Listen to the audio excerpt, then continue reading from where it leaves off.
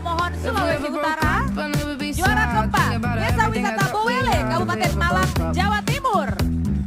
Juara ketiga, Desa Wisata Duren Sari Sawangan, Kabupaten Trenggalek. Juara dua, Desa Wisata Bira Tengah, Kabupaten Sampang, Jawa Timur.